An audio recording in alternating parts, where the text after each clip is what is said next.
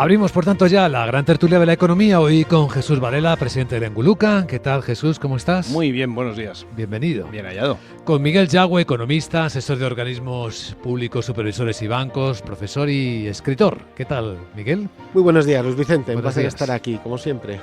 Y con José Ignacio Gutiérrez, preside la Federación de Servicios Financieros en la Confederación de Cuadros. ¿Qué tal, José Ignacio? Muy buenos días. Un placer.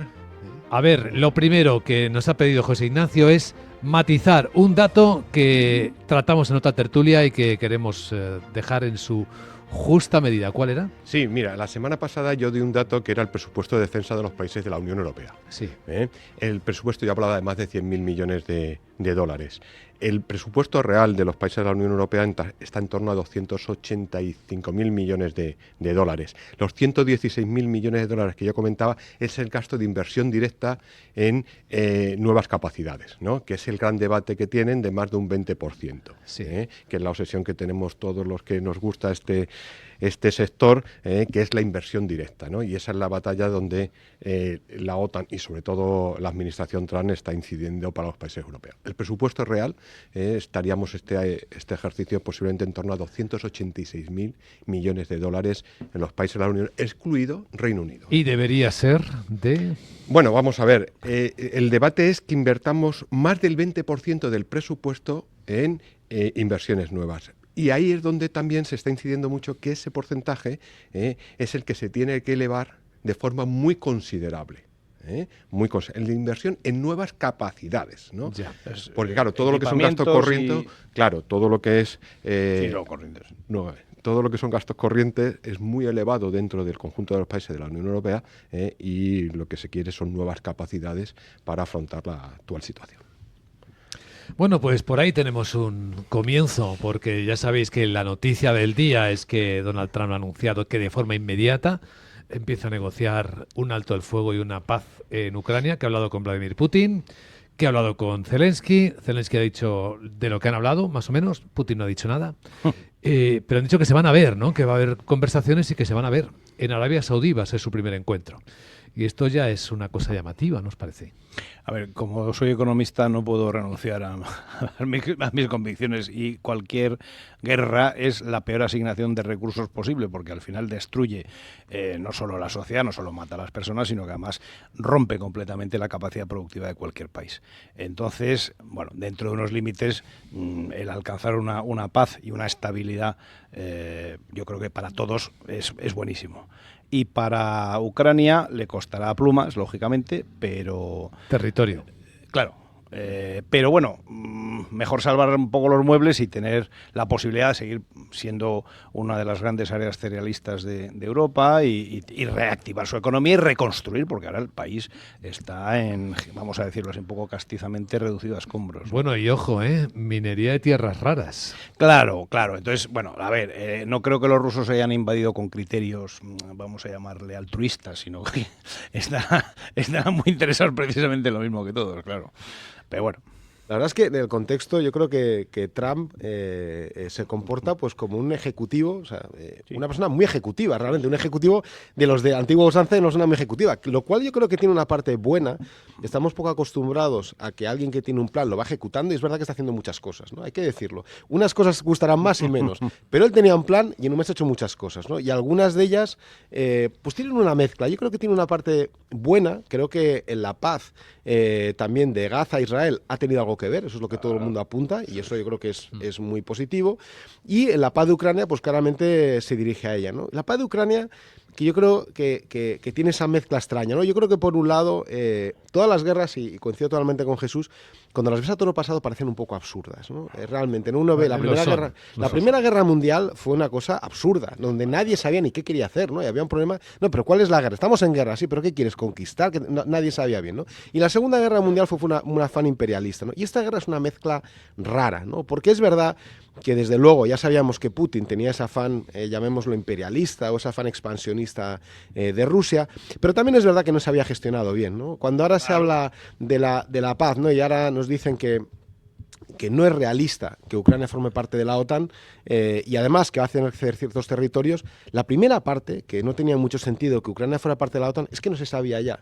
Yo creo que ya lo teníamos que saber, ¿no? Es decir, hay un error aquí de pensar y me parece un tanto una falacia que, bueno, Ucrania es libre de ser parte de la OTAN, que esto es un poco lo que se decía, y además que, bueno, si es una parte de una negociación en esa libertad, pues que, bueno, pues que está bien, ¿no? Yo creo que hay condicionantes históricos, hay elementos que hacen que no simplemente una decisión libre de Ucrania, había un contexto mucho más complejo, ¿no? Yo, por ejemplo, que tanto me gusta la literatura rusa, ahí se habla de Yarkov como una parte de Rusia con total naturalidad, ¿no? Sí. Las novelas de Dostoyevsky, en los relatos de Chekhov, ahí está Yarkov, ¿no? Como naturalidad, ¿no? Y bueno, es verdad que hemos pasado a otro momento de la historia, ¿no? Pero la historia pesa algo, ¿no? Yo creo que hacer de Ucrania una parte de la OTAN era algo demasiado audaz, y me pareció un riesgo, ¿no? Y eso me lleva a la segunda parte, que es estas negociaciones tan audaces, ¿no? Que yo creo que en los últimos tiempos la gente quiere hacer grandes movimientos estratégicos, grandes negociaciones, y a veces se obvia el riesgo de cola, ¿no? Hay cosas que pueden salir muy bien, pero hay un riesgo, quizá pequeño, de que las cosas salgan mal. Y eso fue el caso de la guerra de Ucrania. Cuando estaba hablando de la OTAN y Ucrania irse a la OTAN, pues había un riesgo. Pues tenías enfrente a Putin. Había un riesgo claro de que, aunque la guerra era una mala opción, pues que Putin la cogiera, ¿no? Y Putin la cogió. En ese sentido, yo creo que tiene esa parte positiva, ¿no? De que vamos al contexto de más paz. Y yo creo que la paz, realistamente, la parte de la OTAN creo que es clara, que no podría ser.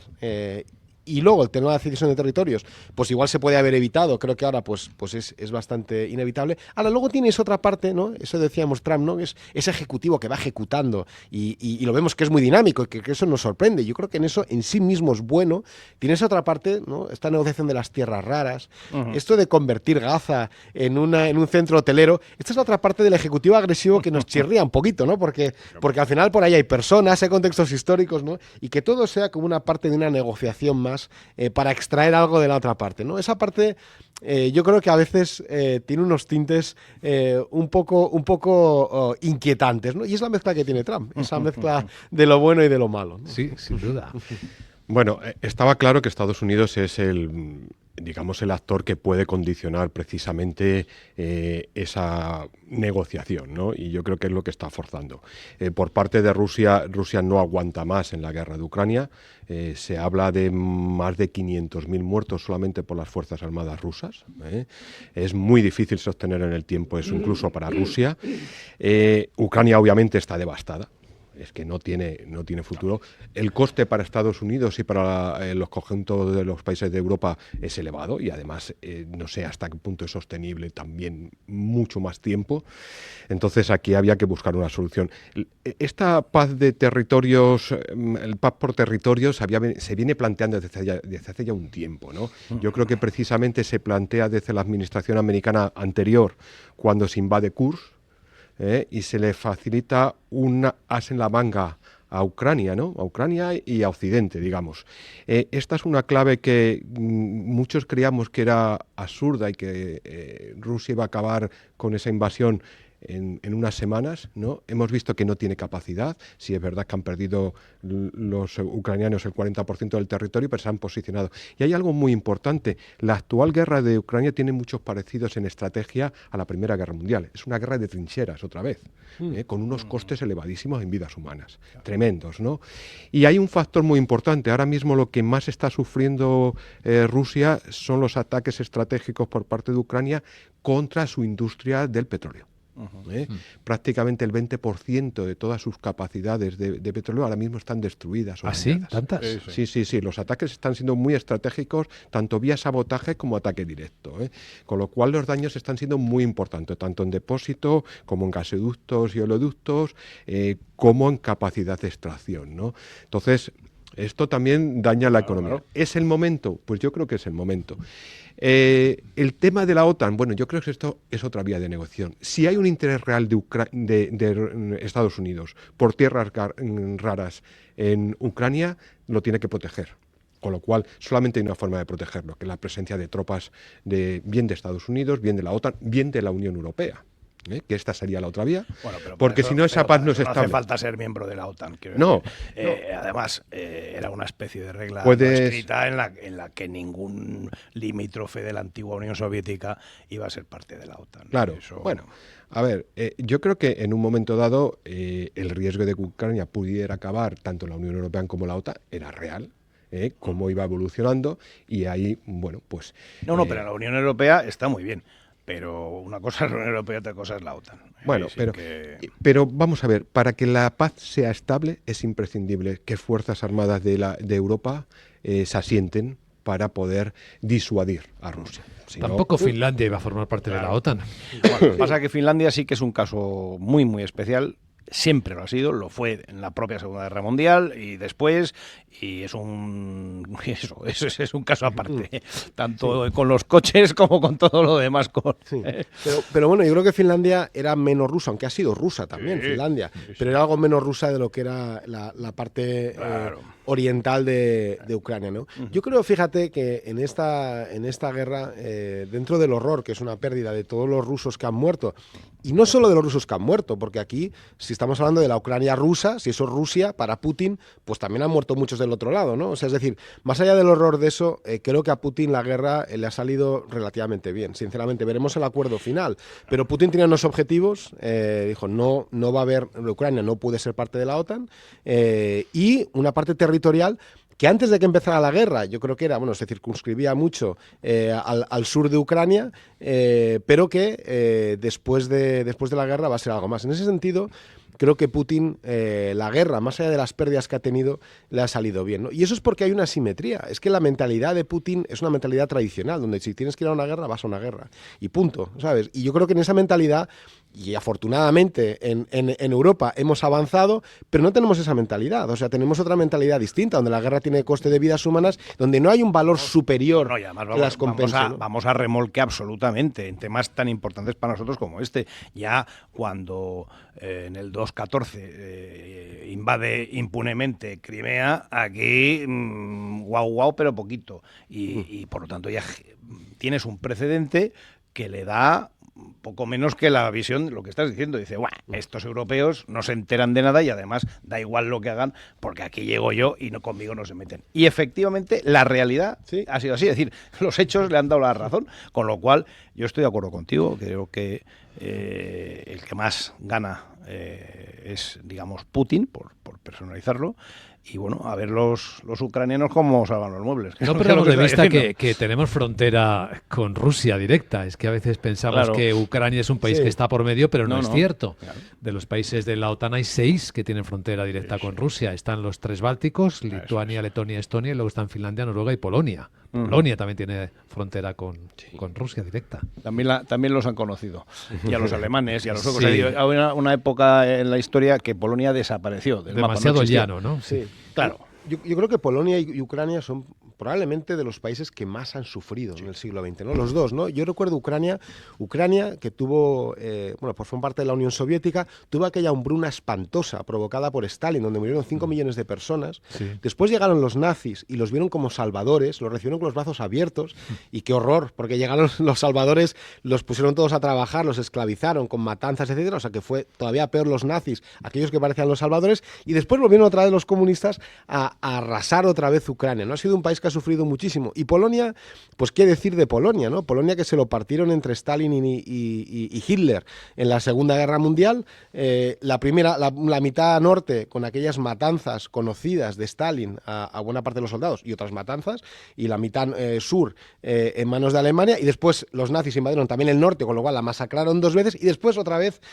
Rusia, ¿no? Son 2 países que en el siglo XX han sufrido muchísimo, ¿no? Por estar en esa zona intermedia fronteriza. Yo sí creo, de todas maneras, que en la mente de Putin y en general en la historia, Polonia es vista un poco diferente. Yo creo que Ucrania sí que la ve como una parte central de la parte del alma rusa, bueno, digamos. La madre Rusia. ¿No? Exactamente. De hecho, el Rus de Kiev está al origen de Rusia, ¿no? Entonces sí que la ve emocionalmente mucho más pegada.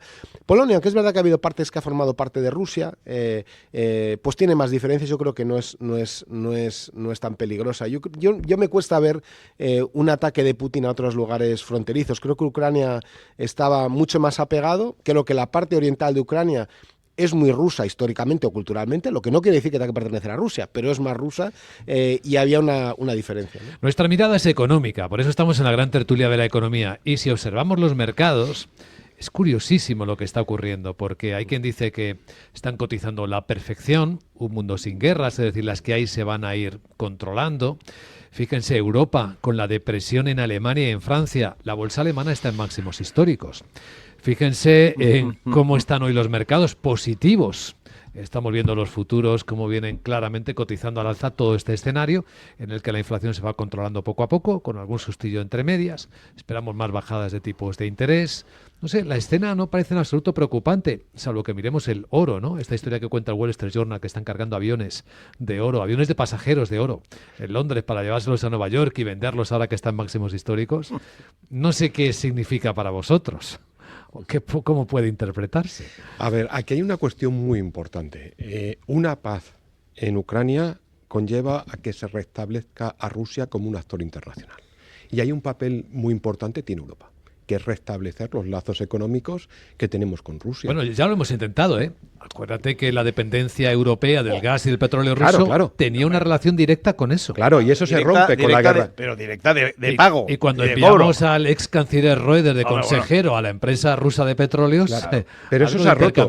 No lo enviamos. Bueno, lo ficharon ellos, que es ficharon. distinto. Bueno, sí, pero sí. Eso se rompe con la guerra de Ucrania. ¿Y qué es lo que las expectativas que se abren en el factor económico? Bueno, vale, Trump impone una paz, tiene sus beneficios económicos, pero Europa también tiene una oportunidad de restablecer todos esos lazos. Y ojo, la dependencia energética que hemos vivido hasta el 2010, hasta la guerra. A ver, O sea, esto que puede volverse. Que lo hemos hecho mal, efectivamente, que lo hemos hecho mal está claro. Ahora la duda es si vamos a seguirlo haciendo mal en el futuro, porque los hechos son muy tozudos. Y al final lo que tenemos es una energía carísima. Alemania, que la tenía muy barata por el chanchullo del gasoducto, en cuanto se torció la cosa y se vieron las entrañas, pues ¿qué ocurrió? Que la industria alemana sobre todo y la economía alemana en general han estado, digamos, viviendo del cuento de tener una energía baratísima. Y han vivido bien, ¿eh? Sí. Han vivido fenomenal, pero asignan mal los recursos, porque al final el precio del mercado es el que es. Es que no puedes conocer a la gente. Yo creo que cometemos la equivocación de identificar a los países, como entes abstractos, en realidad son las personas que los gobiernan. Correcto. Si cambia la persona que lo gobierna, cambia toda tu estrategia. Correcto. Y hay un factor importante. Putin es el hombre de presente, pero ya no es el futuro de Rusia, porque Putin tiene 74 años. A ver si se lo explicas, porque él creo que no se ha Ya. Pero vamos a ver. Oye, 74... que Trump tiene 78. Ya, sí.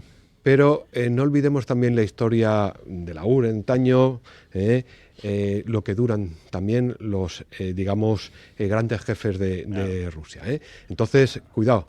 Putin ya no es hombre de futuro, es solamente de presente. Es que y habrá que ver el relevo. Es que no va a haber relevo hasta que no esté totalmente incapacitado, porque ya ha pasado. No, te recuerdo cuando Pero son 74 años. Sí, pero ya no repite los errores. Vamos a ver, en el caso de Trump es su último mandato, y va a estar 5 años y se acabó. Salvo que lo cambien, cuatro.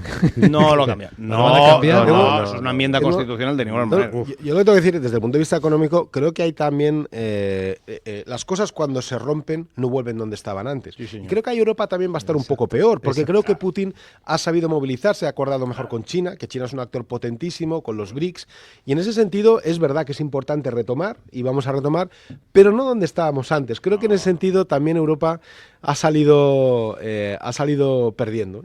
Pero yo creo que tiene una oportunidad. Restablecer las relaciones económicas con Rusia es una oportunidad y ahí tiene que jugar. Otra cosa es que sepamos jugar la baza bien. Y hay otra cuestión muy importante. La capacidad de negociación de China con Rusia es inmensa. El precio al que vende ahora mismo el factor energético Rusia no tiene nada que ver con el que vendía al conjunto de los países europeos. Y China además es capaz de absorber toda la producción petrolera de falta Rusia y la de gas sin despeinarse. Estamos mucho más débiles, yo creo que hace tiempo. Ahora, a mí, aunque ya sé que el tema es económico, a mí culturalmente que Rusia vuelva a ser una parte no confrontada y más cooperante con Occidente, me parece que es interesante, ¿no? A mí me parece que el nivel cultural ruso, la aportación cultural de Rusia en la historia me parece tan fascinante y me parece que es un contrapeso interesante a muchas de las cosas que Occidente no hace bien, ¿no? Entonces, eso sería genial. Seguramente una integración plena será, pues como dice José Ignacio, ya la siguiente generación de Putin. Con Putin a lo mejor mejoramos un poco, pero no va a volver esas escenas donde veíamos a todos reunidos y Putin que lo sorprendía, ¿no? Putin, hay algunos vídeos increíbles donde Putin reunía a todos en Occidente y aparecía cantando de repente, ¿no? Como una escena muy simpática, aparecía por detrás cantando en una escena. Todo eso yo creo que ya no creo que vuelva así, no creo que vuelva a ese nivel de integración, aunque va a mejorar. Y estoy de acuerdo con José Ignacio, creo que quizá la siguiente generación veamos una Rusia, y yo creo que eso es bueno, creo que en general cada uno aporta a la historia universal una parte cultural que puede ser positiva, ¿no? Yo creo que la parte de Rusia a mí me parece que es interesante. ¿Os dais cuenta que son los abuelos dirigentes los que tienen más fuerza ahora, que las generaciones jóvenes en la política están naufragando bastante? Pues porque se lo han ganado a pulso con todas las tonterías que han puesto por delante. Entonces, claro, nos han dedicado a temas que no son importantes y los viejos, los mayores, que tienen mucha más experiencia, han dicho, espérate un momento, Monín, que te voy a pasar por la derecha. Y claro, al final, mira, eso es muy de la cultura oriental y sobre todo de Japón. La veneración realmente por la senectud. Es decir, la palabra senado, que ese es el origen, es un órgano consultivo precisamente de la gente que tiene la experiencia, que ha pasado por todas y que esto ya lo hemos vivido. Entonces dices, ¿para qué vamos a repetir los errores? Que es lo que yo digo de las guerras, ¿no? Joder, si se puede evitar, pues yo creo que hay que evitarlas a toda costa. En la conversación generacional no está eso. No, para nada en absoluto, está en otra vaina. Hay un refrán castellano que dice que el diablo sabe más por viejo que por diablo. Sí, efectivamente. Y encaja perfectamente. Yo creo que las generaciones jóvenes también sufren un poco... ¿dónde la tecnología. No, sufre la tecnología, lo digo, también es una reflexión general, ¿no? Y siempre he puesto esa visión, ese derecho constitucional americano, ¿no? El derecho a la felicidad, que ha degenerado con la tecnología en una serie de cuestiones en las cuales lo único que importa es estar entretenido. No lo quiero tampoco banalizar, ¿no? Pero sí que es verdad que la sociedad ha evolucionado de una forma un tanto banal, ¿no? Donde no hace falta ir a una guerra para demostrar que estás dispuesto a sacrificarte por el colectivo, que es un poco el espíritu ruso que nos ha quedado, pero donde también hemos llegado a una banalidad un poco ridícula, ¿no? Yo creo que las nuevas generaciones el interés por la política ha bajado muchísimo. Pero es que los ya políticos no se ve la se lo han ganado a pulso, macho, porque es que lo han hecho tan mal y no se han ocupado de ellos. Es decir, la tasa de desempleo en Europa, por lo menos, el desempleo juvenil, es tan alta que en el fondo los tíos lo que dicen es que de nosotros no se ocupa nadie, que es un poco lo que ha pasado hasta hace relativamente poco, precisamente con los jubilados tal y cual, que si no es por un tema de estos, pues tampoco hay se un ocupa interesante nadie choque de sensibilidades. Anoche entregábamos los premios a la excelencia de Capital Radio, los enfocábamos precisamente en esta ocasión sobre algo muy discutido, ¿no? La sostenibilidad. Ahora mismo que está en crisis y hay muchas empresas y organizaciones saliéndose de los compromisos previos. Claro, pero es que es lo que hablamos siempre. Es decir, los mayores enemigos del ecologismo son los ecologistas radicales, porque generan un efecto boomerang y encima a largo plazo, creo, hace mucho más daño. Por eso, mira, premiamos a la trayectoria especial a un hombre que consideramos que está muy enfocado en la ciencia, muy lejos de las ideologías, o por lo menos intenta estarlo, que es Fernando Valladares. Escucharle un minuto a Fernando. Hoy Fernando Valladares, científico del CSIC, profesor de Ecología de la Universidad Rey Juan Carlos, y desde hace unos años activo en la comunicación, en la divulgación científica, especialmente en todo lo concerniente a la crisis climática, a la crisis de biodiversidad, a todos los problemas ambientales, de contaminación, etcétera, que consciente o inconscientemente generamos en este entorno que necesitamos para ser sanos y felices. Este es un gran desafío de comunicación y me encuentro siempre, por fortuna, bien rodeado de expertos de la comunicación, de los que aprendo mucho. Y es por tanto un gran placer, es un privilegio y estoy sumamente agradecido haber sido seleccionado para esta edición 2025 en los premios de excelencia de Capital Radio, en concreto este premio a la trayectoria profesional, que es un espaldarazo a este esfuerzo que lo hago con ilusión y con la esperanza de sacar de todos y todas nuestra mejor versión. Muchas gracias. Un abrazo muy fuerte. Un abrazo para el gran Fernando Valladares. Sí, y claro, la pregunta que planteábamos es, más allá de los desafíos políticos, de las normativas, ¿tiene sentido que nos preocupemos porque nuestra economía sea circular? Claro. Porque mejoremos el mundo. ¿No es algo que nos atañe a cada uno de todos, nosotros? Evidentemente, pero para eso lo que hace falta es hacer las cosas bien. Fernando ha mencionado ahí un hecho muy importante que es la comunicación. Pero la comunicación se ha tergiversado de tal manera que se han ignorado incluso los datos científicos porque no interesaban, porque no decían lo que queremos decir. Y es que ese es el error. Yo lo que creo es que todo lo que esté basado en datos reales y bien trabajados va a producirte soluciones correctas. Lo que no, te va a producir soluciones incorrectas y el efecto contrario. Esa es mi experiencia en no sé cuántos años de constatación. Yo creo que cuidar el planeta es que es de sentido común y es la definición del bien básico, que Correcto. Yo creo que es lo que se nos olvida. O sea, lo fundamental, hombre, pues vas a cuidar tu planeta, ¿cómo no? ¿No? Y lo podríamos ver desde el punto de vista religioso, si queremos, desde el punto de vista ético, desde el punto de vista moral, desde el punto de vista también económico, ¿no? Porque egoísta, porque estratégicamente para Europa es fundamental, y esto es importante decirlo. Europa, su principal déficit, ahora que se habla tanto de la balanza de pagos, viene por la energía. Entonces, estratégicamente para Europa es interesante, además de que es el bien, es de sentido común cuidar el planeta, es un objetivo estratégico para Europa. Europa que, por cierto, y vinculando con antes, que no pintamos nada, ¿no? Se ha ido Trump, ha llamado a Putin y Europa, no, pero nos vais a llamar también, más o menos desde la posición, nos llamaréis también, ¿no? Para hablar, porque realmente no pintamos nada. Ya esté todo acordado. Exacto. Pues parte del motivo de Europa, parte de lo que puede hacer fuerte, entre otras muchas cosas, es justamente esa es su carta, es una carta que está bien y tiene que está fracasada de antemano. A ver, no seáis pesimistas. Mientras yo soy absolutamente pesimista porque tanto China como Estados Unidos como la India no hacen hacen caso omiso de todas las preocupaciones. Si algo sabemos es que todo puede cambiar. Inshallah, que dicen los José Ignacio Gutiérrez, Miguel Yagüe y Jesús Varela en la gran tertulia de la economía. Gracias. Gracias. Un placer.